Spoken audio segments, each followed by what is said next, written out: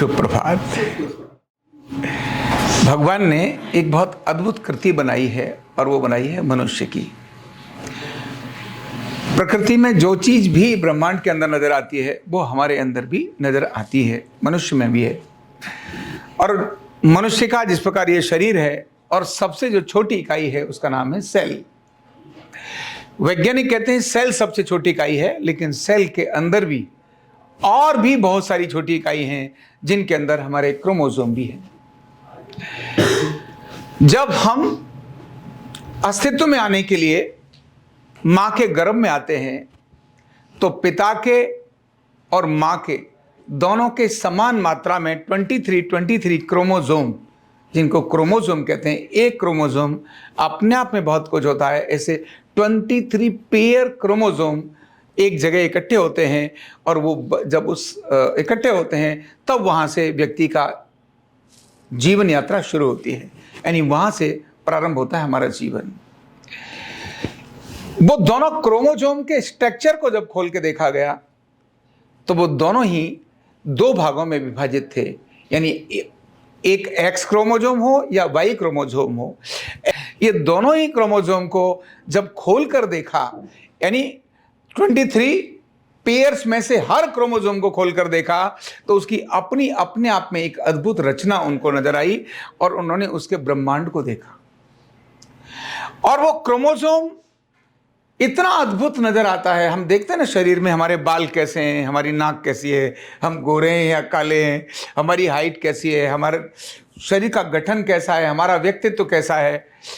ये सारी चीजों को निर्धारण करने का काम क्रोमोसोम करता है। जो 23 पेयर्स क्रोमोसोम है वही करते हैं।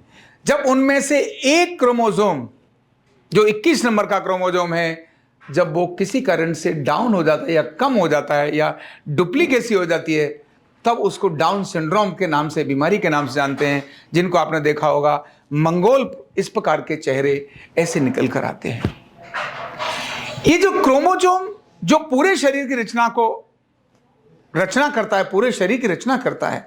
आपकी आंखें किस प्रकार की हैं, आपके बाल किस प्रकार के हैं, आपकी हाइट किस प्रकार की है, आपकी बाजुओं में हड्डियां किस प्रकार की हैं, ये सारे काम को डिसाइड करने का ये रिस्पॉन्सिबिलिटी उस क्रोमोसोम की है जो सेल के अंदर रहता है, डीएनए के अंदर रहता है। उस क्रोमोसोम को खोलकर ही ये देखा जाता है कि आपके अनुवंश, आप किस संतति से निकल कर आए हैं। और कमाल की बात है, इस क्रोमोसोम पर मेडिकल का कोई भी प्रभाव नहीं पड़ता। क्रोमोसोम में मेडिकल साइंस ने बहुत जोर लगा लिया चेंज करने का, लेकिन उस क्रोमोसोम को चेंज नहीं कर सकी। और उस क्रोमोसोम को चेंज करने की ताकत रखता है तो वह केवल एक मंत्र रखता है, एक प्रार्थना रखती है। केवल प्रार्थना करने से, श्रद्धा पूर्वक प्रार्थना करने से उस क्रोमोसोम पर अद्भुत प्रभाव पड़ता है। और वो जो विकृत होने वाला क्रोमोसोम है, जो खराब होने की तैयारी में जा रहा है, वो क्रोमोसोम केवल और केवल और केवल उस प्रार्थना से ठीक होने लगता है। तो हमारे ऋषियों ने कितनी अद्भुत चीज डेवलप की, कितना गजब चीज डेवलप की। शब्दों को, एक एक अक्षर को मिलाकर जो मंत्र बनाया, और इन सारे मंत्रों में उस क्रोमोसोम पर जिसका सबसे अधिक प्रभाव पड़ता है और वो है ओम की ध्वनि। इसलिए जितने भी दुनिया के अंदर रिलीजन्स हैं, उन सब रिलीजन्स के अंदर, चाहे वो किसी भी प्रकार की पूजा पद्धति को मानते हो, ओम की जैसी ध्वनि वो सब निकालते हैं। आप कुरान के, इस्लाम को देखिए, वो भी अल्लाह अकबर ऐसे बोलेंगे। आप क्रिश्चियंस में चले जाइए, वो भी जब उनकी प्रार्थना होती है तो किस प्रकार की होती है, सभी उस ओम से, क्योंकि ओम ही वो प्रारंभिक चीज है जिसका सीधा सीधा असर क्रोमोसोम पर पड़ता है। और जब माएं गर्भवती होने की तैयारी कर रही होती हैं और तब वो अगर ये ओम का उच्चारण करना शुरू करें, प्रार्थना करना शुरू करें, जो गर्भ धारण करना चाहती हैं, वो पिता जो अपनी संतान को उत्पत्ति करना, क्योंकि केवल क्रोमोसोम वो मां का नहीं है, वो पिता का भी है। और पिता भी उस समय किस मोड में है। मेरा दिमाग एक दिन ऐसे खराब हो गया इसको पढ़ते पढ़ते, मैंने जितने भी बलात्कार के साथ पैदा होने वाली संतानें होती हैं उन संतानों की विकृति अपने आप हो जाती है। उनको उनका ग्रह कौन सा होता है ये भी सब उसी समय डिसाइड हो जाता है। अनिच्छा से पैदा होने वाली संतानों के साथ भी ऐसा ही होता है।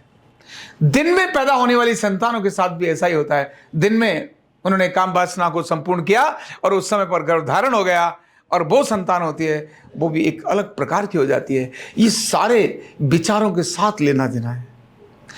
कितना अद्भुत विचारों का प्रभाव हमारे उस छोटे से क्रोमोजोम पर पड़ता है।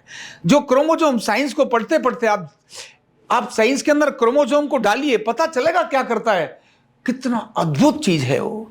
बहुत छोटी है लेकिन तूफान मचाती है। हमारे सारे जीवन की प्रक्रियाओं को वही कंट्रोल करती है। अब हम कब क्रोध करते हैं, कब हम प्रेम करते हैं, हम कैसे चलते हैं, हम झूठ बोलते हैं कि सच बोलते हैं, इन सब चीज़ों को भी वो क्रोमोजोम कंट्रोल करता है। आपके इमोशंस को भी क्रोमोजोम कंट्रोल करता है। और क्रोमोजोम अगर किसी चीज़ से सुधरता है तो औषधि से नहीं सुधरता, भोजन से नहीं सुधरता, स्नान से, शैम्पू से, कितनी सारे आप स्मेल करने वाली चीजें लगा लीजिए, नहीं सुधरता। अधिक से अधिक सेंट लगा लीजिए, इससे क्रोमोजोम नहीं सुधरता। क्रोमोजोम अगर सुधरता है तो केवल एक छोटे से ओम के उच्चारण से। क्रोमोजोम सुधरता है तो एक छोटी सी प्रार्थना से, लेकिन वो भावना की हुई प्रार्थना से। क्रोमोजोम जिनसे सुधरता है वो सारी सकारात्मक चीजें हैं। प्रेम से क्रोमोजोम सुधरता है, यानी ठीक डायरेक्शन में जाता है। दान से क्रोमोजोम अच्छा होता है, श्रद्धा से क्रोमोजोम अच्छा होता है, सेवा से क्रोमोजोम अच्छा होता है, विनम्रता से क्रोमोजोम अच्छा होता है। और इसके अपोजिट जितनी सारी चीजें हैं, छल है, कपट है, चुगली है, चोरी है, घृणा है, इन सब से क्रोमोजोम खराब होता है। इसीलिए इतनी बारीक छोटी सी चीज़ को ठीक करने के लिए हमारे ऋषियों ने कितना अद्भुत चीज़ हमारे को दे दी। जब पढ़ करके मैं लिखने लगा तो मेरा दिमाग ठनकने लगा। बोले ये मामला होता है संतान की उत्पत्ति करने के लिए भी कैसा मोड है। और यही इतना ही नहीं, मरने के लिए भी हमारे पूर्वजों ने बोल दिया, अंत मति सो गति। आखिर के समय, मरते समय तुम्हारी मति कैसी थी, सोच कैसी थी, वैसी ही आपकी गति होगी। यानी अगली बार आप उसी प्रकार के जीवन को धारण करेंगे। और अंत गति सो मति, आखिर में कैसी गति हुई आपकी, वैसी अगली बार मति बनेगी। तो एक छोटा सा क्रोमोजोम हमारी लाइफ को नियंत्रित करता है। यह ओम का उच्चारण और प्रार्थना उस क्रोमोजोम पर डायरेक्ट डायरेक्ट प्रभाव डालती है। इसीलिए प्रातःकाल की प्रार्थना ये रखने के बाद मुझे गर्व होने लगा कि हमने आरोग्य पीठ में अगर ये छोटी सी प्रक्रिया शुरू की है तो कम से कम अनजाने में ही क्यों न सही, अनजाने में ही क्यों न सही, मन न होने के बाद भी क्यों न सही, अनिच्छा होने के बाद ही क्यों न सही, एक अच्छा काम है जो प्रातःकाल हम सब कर ही लेते हैं। बहुत बहुत धन्यवाद। न्यूरोथेरेपी का कंप्लीट कोर्स सीखने के लिए जुड़िए हमारे ऑनलाइन ट्रेनिंग प्रोग्राम से और जानिए करीब 100 बीमारियों का इलाज बिना दवा और बिना मशीन के। इस न्यूरोथेरेपी ऑनलाइन ट्रेनिंग प्रोग्राम से आप घर बैठे बन सकते हैं गवर्नमेंट सर्टिफाइड न्यूरोथेरेपिस्ट। रजिस्ट्रेशन के लिए नीचे दिए गए नंबर पर अभी कॉल करें। और हाँ, हमारे वीडियो को लाइक करना, शेयर करना और चैनल को सब्सक्राइब करना बिल्कुल भी ना भूलें। धन्यवाद।